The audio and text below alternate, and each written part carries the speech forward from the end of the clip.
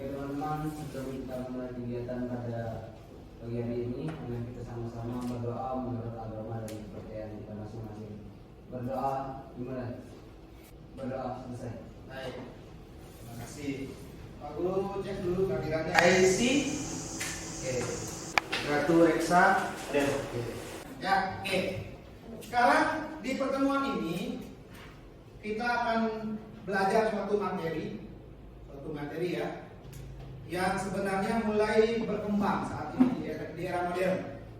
Kita akan mengenal ada fisika klasik, Newton, gravitasi, itu fisika klasik. Nah, yang kita pelajari sekarang sudah masuk ke dalam fisika modern. Jadi manfaatnya itu masih terasa, sering sekali kita jumpai dalam kehidupan sehari-hari. Jadi yang kita pelajari, kita sudah bertemu minggu lalu, sudah belajar untuk satu kali pertemuan, ya. Jadi Pak Guru akan kembali tentang konsep secara keseluruhan yang akan kita pelajari untuk beberapa pertemuan ke depan tentang materi ini. Ya. Yang pertama ini namanya adalah gejala kuantum. Gejala kuantum diterbagi atas 4 komponen. Yang pertama adalah konsep dan fenomena kuantum. Kemarin sudah kita pelajari, ya. Nanti Pak Guru tanya apa sih yang sudah kita pelajari kemarin tentang cahaya itu, ya. Yang kedua adanya efek fotoelektrik. Baru dengar atau udah pernah dengar nih istilah ini? Baru dengar. Yang kedua sinar X. Nah ini sering ya,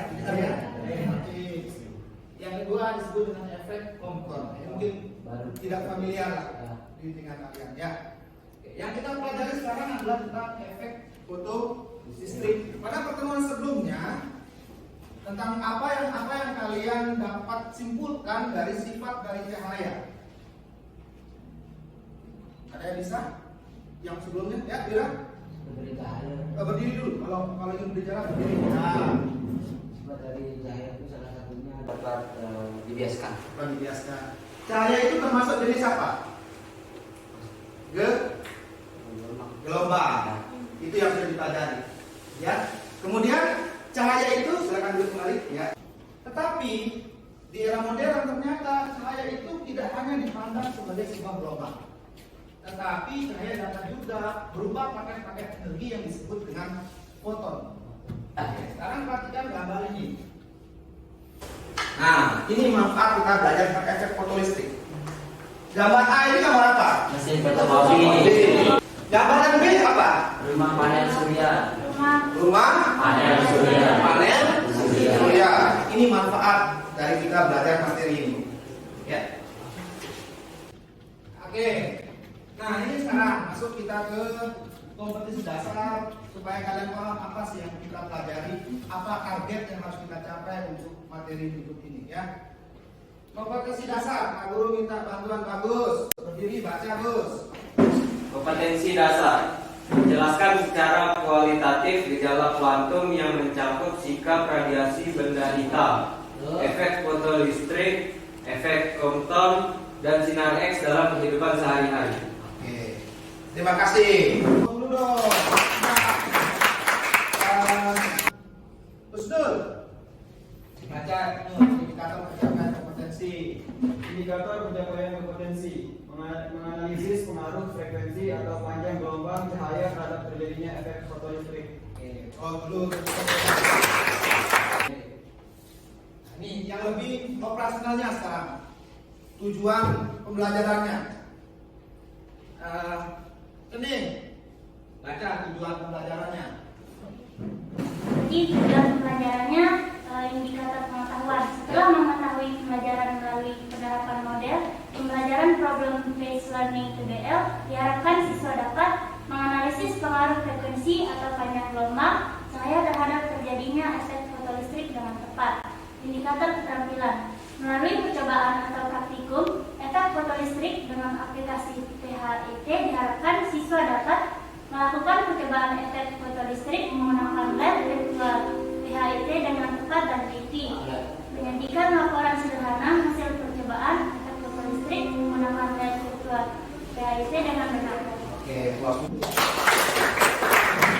masuk ke ini langkah-langkah pembelajaran kita pada pertemuan ini apa aja? Oke, yang pertama adalah nanti Pak Guru berikan masalah. Kemudian dari masalah itu penyelidikan. Kemudian ada berbagai kelompok. Kita menggunakan aplikasi PEN dengan bantuan LKPD untuk menuntun kalian menganalisis data hasil pengamatan melalui aplikasi PEN-nya. Ya.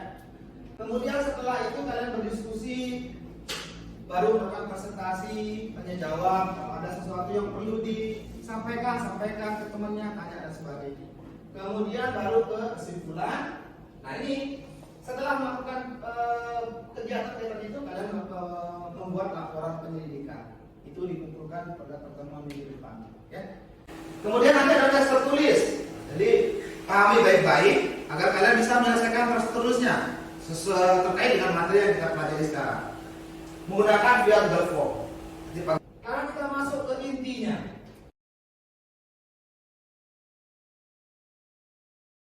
Masalahnya adalah, perlu minta mana?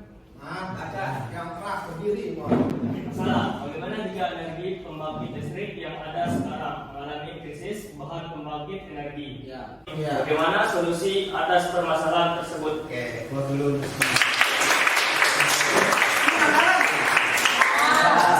Mungkin tidak terjadi. Mungkin. Nah, jangan sampai masalah ini muncul, kita baru bersiap-siap. Ya kan? Kalau melihat dampaknya ini. Oke, sekarang ada nggak yang ingin berpendapat atas masalah ini? Bibir, berdiri dulu. Ya. Saya mau tanya Pak, memangnya bahan yang digunakan oleh pembangkit listrik itu apa aja Pak? Oke, nah, close. Ada yang ingin jawab? Ya, berdiri.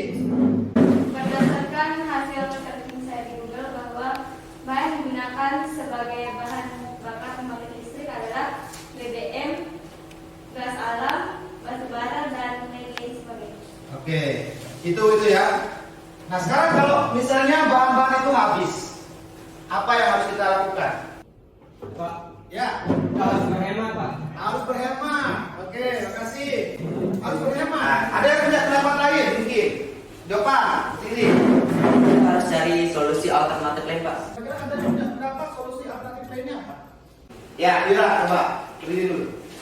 Ya. Solusinya alternatif lainnya apa kira-kira? Alternatif lain misalnya kalau misalnya tadi contohnya seperti yang pembangkit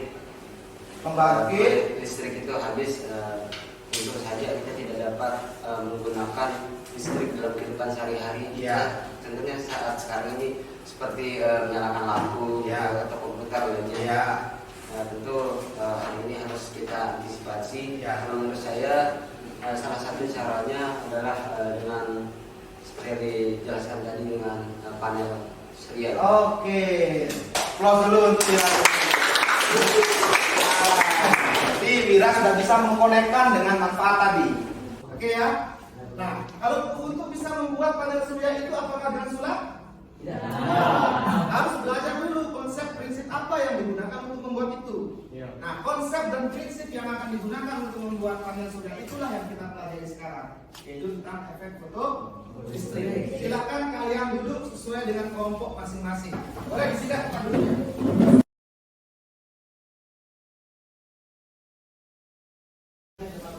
Kelompok Faraday. Oke, kelompok Kirchhoff.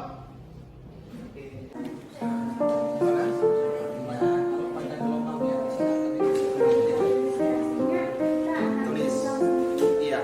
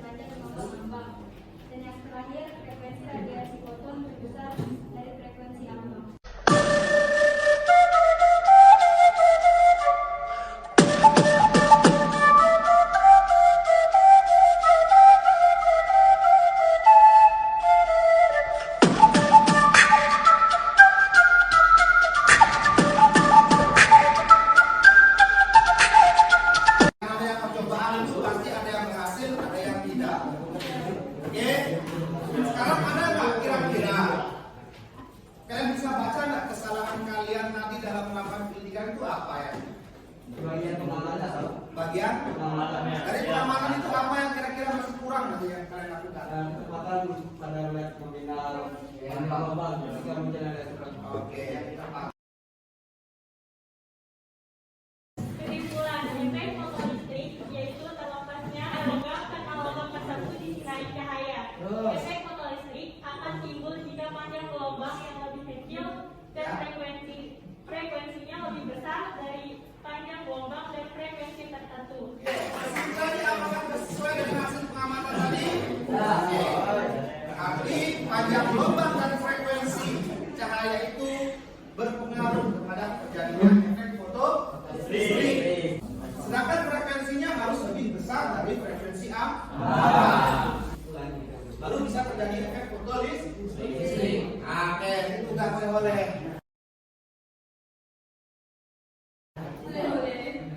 Nanti yang tadi terjadi kesalahan penyidikan itu kalian tuangkan dalam laporan. Oke, sekarang Pak Guru kirim tes tertulisnya di grup ya. Nanti kalian boleh kerjakan di rumah. Pak Guru kasih batas waktu sampai hari ini.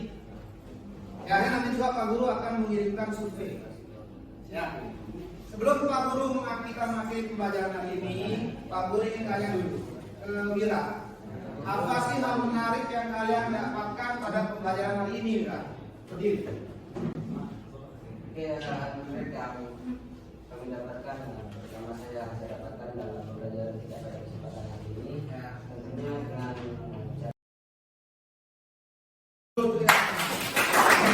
Kalian survei juga grup kelas kalian isi sambil santai di rumah. NTP 9. Saya bisa hebat dan luar biasa.